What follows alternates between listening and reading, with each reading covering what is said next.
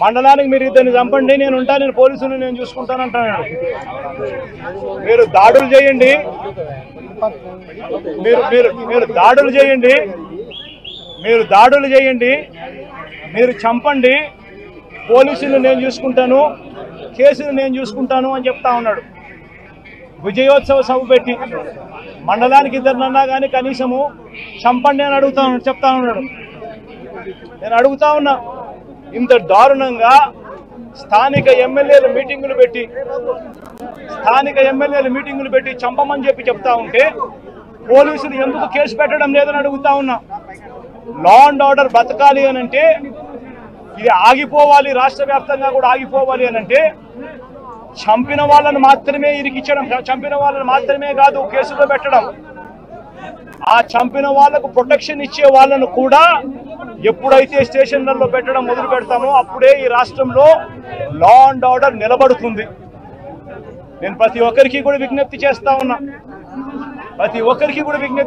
ఉన్నా, ఈ రాష్ట్రంలో పూర్తిగా లా అండ్ ఆర్డర్ చేతులు దాటిపోయే పరిస్థితి రాకమునిపే మేలుకోండి అని చెప్తా ఉన్నా.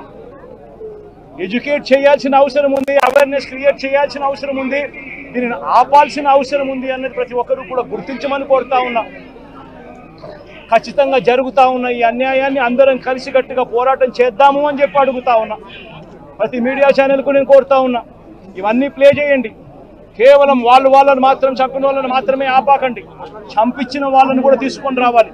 ఈ చంపించిన వాళ్లకు సపోర్ట్ చేస్తా ఉన్నా ఈ నారా లోకేష్ అనే వ్యక్తి, ఈ చంద్రబాబు నాయుడు అనే వ్యక్తిని కూడా ముద్దాయిలుగా చేరిస్తే తప్పనించి ఈ రాష్ట్రంలో లా అండ్ ఆర్డర్ బతకదు అని కూడా ఈ సందర్భంగా తెలియజేస్తా ఉన్నా.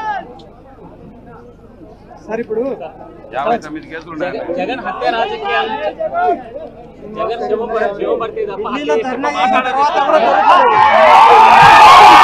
కాదండి, లాస్ట్ 5 years గురించి కూడా మాట్లాడాలి కదా. నేను ఏమంటానంటే, ఇది 45 రోజుల విషయం గురించి మాట్లాడుతున్నావు. బాబాయ్ హత్య కేసు నుంచి కోడికత్తి శ్రేణి దగ్గర నుంచి మొదలు పెట్టుకుందాం. అంతకుముందు నుంచి నీ తాలూకా నేర చరిత్ర అంతా తీయట్లే, సంతోషించు. నీ తాలూకా నేర చరిత్ర అప్పటి నుంచి తీసుంటే కనుక గ్రంథాలు అవుతాయి. నేను రెడీ అనే, దేనికి నేను భయపడాలి? యాజ్ పర్ రూల్ ఈ రోజు వరకు ఎక్కడైనా చైల్డ్ అబ్యూజింగ్ జరిగిన చోట కానీ, హత్యలు జరిగిన చోట కానీ ప్రతి దగ్గర కూడా వెంటనే ఇమ్మీడియట్గా అరెస్టులు చేసి రిమాండ్కి పంపించారు. పోక్సో యాక్ట్ సంబంధించి ప్రత్యేక కోర్టులు చిన్నపిల్లల మీద జరిగిన అఘాయిత్యాల మీద ప్రత్యేక కోర్టులు ఏర్పాటు చేస్తామని సాక్షాత్తు మన సీఎం గారు బయటకు చెప్పారు.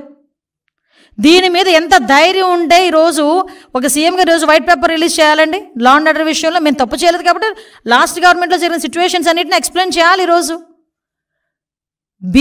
కేవలం బీసీలు 300 మందిని హత్య చేశారు. దాని గురించి వస్తాడు రాడు కనుక్కోండి ఒకసారి. ఎస్సీలను ఎంతమందిని ఇబ్బంది పెట్టాడు, బీసీలను ఎంతమందిని ఇబ్బంది పెట్టాడు. ఒక ఆడపిల్ల అరే మా అక్కని ఏడిపించొద్దని చెప్పిన పాపానికి కిరోసిన్ పేస్ తగిలెట్టేశాడే. పేరుచేరలోని ఇదే వైఎస్ఆర్సీపీ నాయకుడు ఒక మైనర్ బాలికని వ్యభిచార కూపంలోకి పంపించాడు.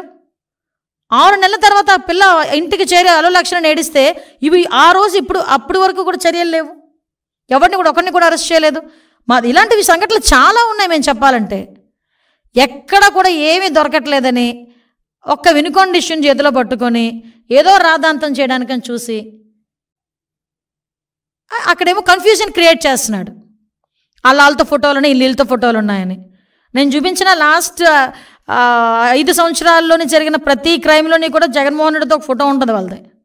ప్రతి క్రైమ్లోని జగన్మోహన్ రెడ్డిని అరెస్ట్ చేయాలి అతను చెప్పినట్టు కనుక చేస్తే. ముఖ్యంగా వివేకానంద రెడ్డి హత్య కేసులోనే చేయాలి ఆయన్ని కూడా.